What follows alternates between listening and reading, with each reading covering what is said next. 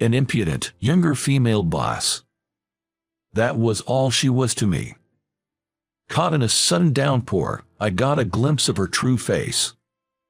"Do you want to see more?" She provocatively whispers this, looking up at me, and I find myself holding my breath. "Do you want to come to my place?" Upon blurting out these words, her reaction was, "My name is Michael Collins, and I turned 28 this year. Bear with me as I share a little about my background and the path I've walked. I was born as a winner. If I named the company I've worked, everyone would exclaim, 'Oh, that one,' in admiration. I was born as the son of the president of the company. Even though I was the second son, my parents loved me without any favoritism. It was already decided by the time I graduated from elementary school that my older brother would take over my father's business. So, I had to find my own path. Both my parents were passionate about education. I didn't hate studying, and fortunately, I was better than most of my classmates. I realized I was naturally smart, perhaps like my father, around the time I was in high school. A gift I was born with. I never took it for granted. I didn't slack off in my efforts to meet my parents' expectations. There was a part of me that felt that I was slightly better. My brother was a kind person, but I considered him an ordinary man. His only exceptional quality was his kindness. My mother said, "That's an important thing," but I was dissatisfied with my brother. My brother, who had all the expectations of our parents and grandparents on his shoulders and was destined to take over the company, even though he was less capable than me. Back then, I must have been an insufferable, arrogant man. Looking back now, it was embarrassing. I reflect on it as the folly of youth.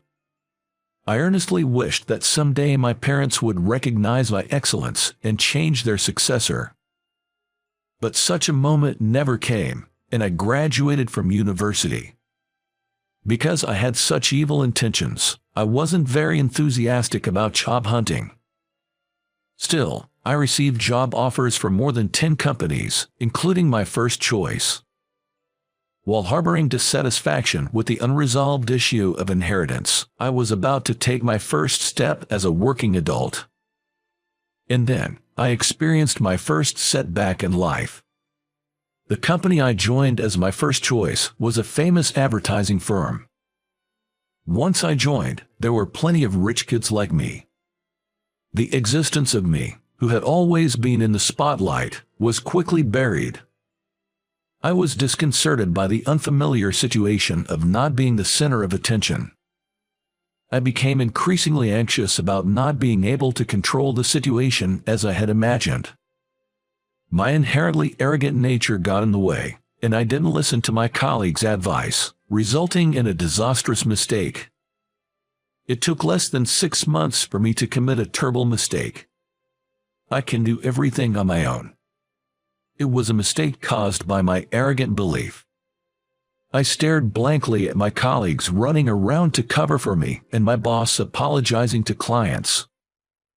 I was broken from that point. The next day, I submitted my resignation. I never went to work again. I didn't want to interact with people anymore, nor did I want to meet anyone who knew about me. My worried parents arranged for a separate apartment for me, away from our family home. In a way, I was ousted and left my house, taking refuge in a provided apartment. Half a year passed, and I finally started going outside, but I wasn't in the mood for job hunting. I was unemployed. Every day, I focused on living lazily. I decided to live in a way that completely denied my former self. I continued such a lifestyle for a few years. I think I was able to return to society because of a series of small lucky events. The only entertainment for me during an Emilite period was movies. There was an art house cinema near my apartment.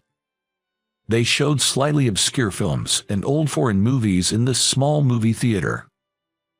At the end of the year, they also had all-night screenings, and it was a good art house cinema deeply rooted in the local community. One day, as I was buying a ticket as usual, there was a recruitment poster for staff at the reception. "Are you hiring staff?" As I received my ticket and asked, I was told they were urgently recruiting due to a sudden vacancy. At that time, I had no idea what kind of work an art house cinema does. They said it's a fun job if you like movies, and my interest was immediately piqued. I decided to apply for this job. The next day, I brought my resume. Immediately, I had an interview with the cinema manager, and I was hired on the spot. Everything went so smoothly, I remember feeling a bit scared. I was worried about what to do if it turned out to be an incredibly harsh company when I returned to my apartment. I was to start work from the day after the interview. I was quite anxious about what kind of job it would be on the first day. It seems that my work was publicity and sales. Publicity work included creating posters and flyers, creating displays within the theater, and exhibits. Outside sales involved purchasing and advertising the films to be screened. The staff was small and everyone was handling multiple tasks. "Hi, I'm Michael Collins. Nice to meet you." The person I bowed my head and greeted, my boss, was a girl who looked like a doll. I suppose I should call her a woman. But she really looked like a little girl. I was surprised again when I heard her age. She is 5 years younger than me. The cinema manager secretly told me that she dropped out of high school and was a part-timer. She seemed to have started working here after working multiple part-time jobs and being asked if she would like to work here. Her efforts after that were said to be tremendous. They also said she originally had good taste, and all the movies she purchased were hits. Now she's a famous super buyer in the industry. She and the cinema manager were in charge of my training. This is how I got a younger boss. A week passed in no time, with a younger girl as my boss. I was made aware of her abilities in this week. The skills I had developed during my student days were of no use. I was racking my brain every day over my incompetence. The cinema manager said, "Take your time to learn," but I had my pride as a man and as someone older. My enthusiasm ended up spinning its wheels and inviting failure. Every time that happened, she called me this. Junker. Junker became my nickname in no time. It wasn't sarcasm. I knew she was calling me that with affection. But for me, who had been going straight on the path to success, being called a Junker was also a humiliation. I'll take a revenge someday. This feeling would invite my next mistake. My boss, Claire, is as beautiful as a doll. She's short with a white complexion, giving her an overall delicate impression. But her inner character is robust. I've understood that painfully well over this past week. Generally, the people in this workplace are all quite quirky.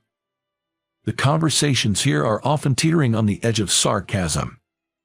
At first, I genuinely thought I had picked the wrong job. But after observing everyone for a while, I realized how naive my thoughts had been.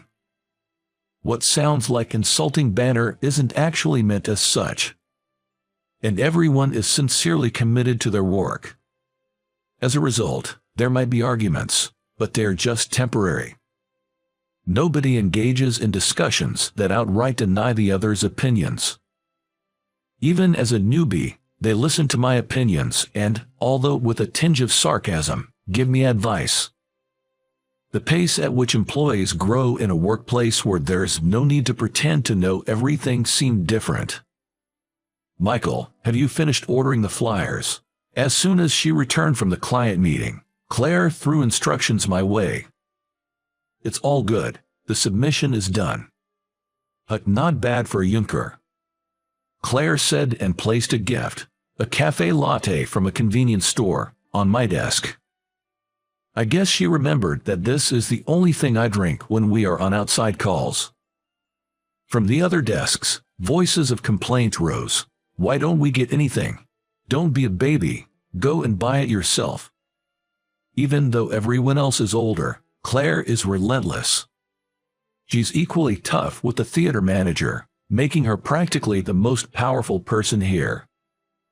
I somehow feel a bit spoiled, but the theater manager laughs it off, saying that's just how it is with newbies. I can't always be babied by those younger than me. I pledged to myself, sipping the cafe latte. Sales is part of my job too. One day, I had an outside sales job. Claire was accompanying me. I had gone out with the cinema manager a few times, but this was my first time with Claire, and I was a bit nervous. To get me accustomed to going alone in the future, we visited a few ticket booths and bookstores. It had been sunny since morning, and the weather was nice, but after visiting about 5 places, the sky started to darken. It might rain. Do you have an umbrella? I don't usually carry an umbrella. Claire looked up at the overcast sky with a hint of anxiety. I realized I had never seen her carry an umbrella. I was about to ask why she didn't when suddenly, heavy rain began to pour. A sudden downpour. There's nothing we could do about this sudden heavy rain. Caught in the middle of a crosswalk, we started running. We managed to duck under a store awning and escape from the rain. Though we were soaked in the rain for just a few seconds, we were thoroughly wet from head to toe. I heard Claire click her tongue in annoyance. With a look of irritation, she took out a handkerchief to wipe her wet hair. Her makeup seemed to have smidged a bit from the rain. This sucks. She cursed, kicking my leg in frustration. I'm not the one who made it rain, you know. What? I looked down at Claire, and I felt a sense of discomfort. There was something different about her face. Her makeup was smeared, I think, but there was still something off. Observing closely, I realized what was causing this discomfort. Claire, did you have beauty marks under your eye? She must normally conceal them with foundation or concealer. 3 beauty marks lined up under her left eye. It felt like I had just discovered a secret about Miller, and it gave me a little thrill.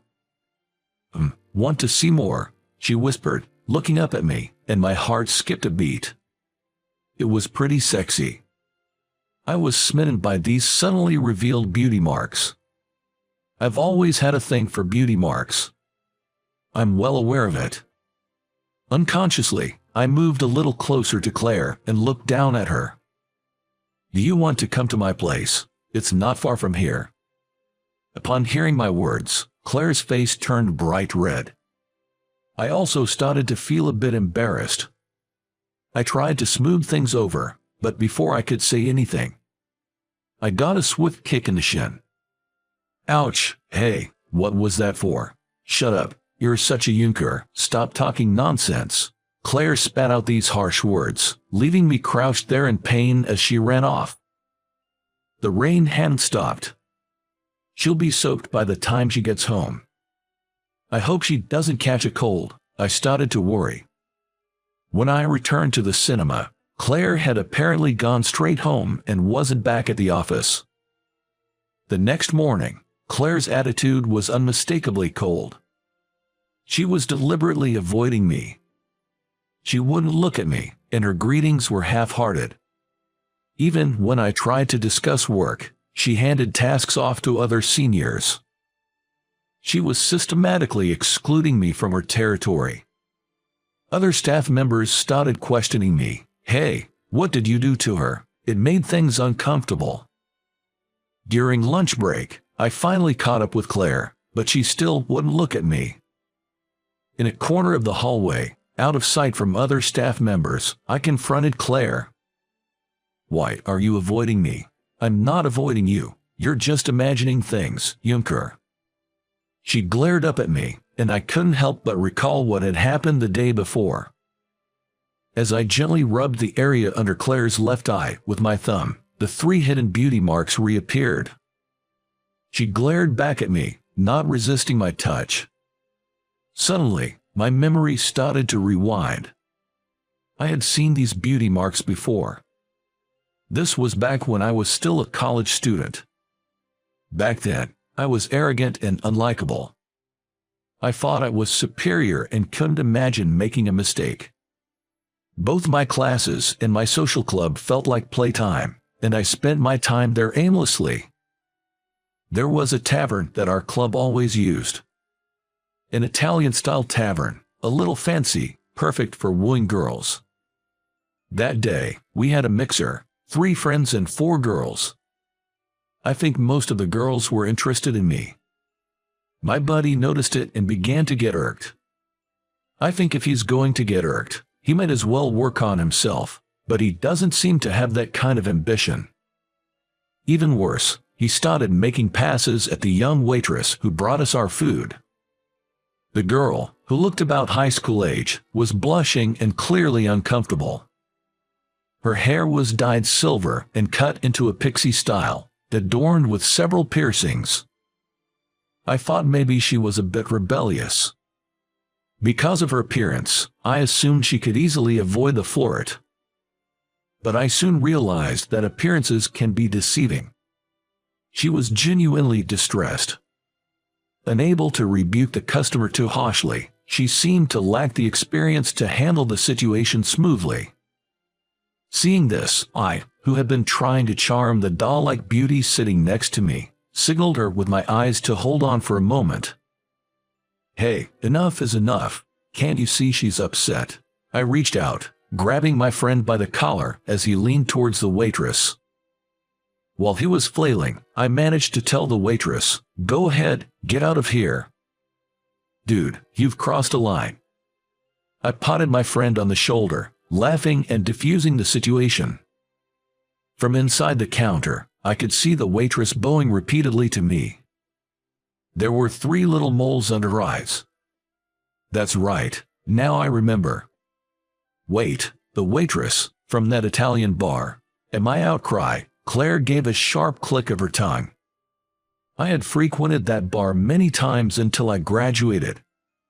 I must have seen that face countless times. "Aren't you going to marry that doll-like girl?" Claire asked out of the blue. She must be talking about my girlfriend from college. A girl who looks just like Claire now. As I thought about it, I suddenly realized. I can't believe it, it might be my misunderstanding, but... Claire, is that outfit a cosplay? Immediately after, I felt a sharp pain in my chin and groaned. Claire's headbutt had landed right on my chin. I crouched on the spot due to the pain, and Claire stood over me, looking triumphant. "Choose your words carefully, Junker," she declared arrogantly, looking down at me and clicking her tongue. As she walked away, I thought I heard a quiet thanks for back then. "Cinema manager, I have something to ask you." I burst into the cinema manager's office and shouted that. The cinema manager laughed and said, "Oh, you've found out, huh?" According to him, he hired me because Claire wanted him to. Apparently, she asked him to hire me because I was her first love who helped her out, and now I was unemployed and struggling. Apparently, they even timed the job postings for when I was buying a ticket. I have been played by all the staff of this art house cinema. Claire had remembered the girl I was with at the time and tried to dress like her, she explained. It wasn't exactly cosplay, but it wasn't far off. The cinema manager laughed as he told me that Claire had sworn them all to secrecy about her change of appearance and everything else. Everything had been orchestrated by Claire. How roundabout. And yet I thought how endearing she was. The next day, Claire was back to the girl I remembered. It seems her black hair was a wig. Sporting a very short haircut with numerous piercings, slim black pants, and a white t-shirt. If she appeared like this for our reunion, I would have recognized her immediately as Claire. Claire, completely back to her old self, acted as if nothing had happened. During lunch break, I gently ask her as she stuffs a pastry into her mouth at her desk. "So I heard I was your first love. Have you always liked me?" Claire gave me a stern look and clicks her tongue. Then she turned her face away and said, "I hate you now." Caught off guard by her less than sweet response, I find myself saying, "What?" in surprise. Then, Claire, with a mischievous smile, turns her face towards me. "You're a real Junker, you know." Her lobes were slightly red.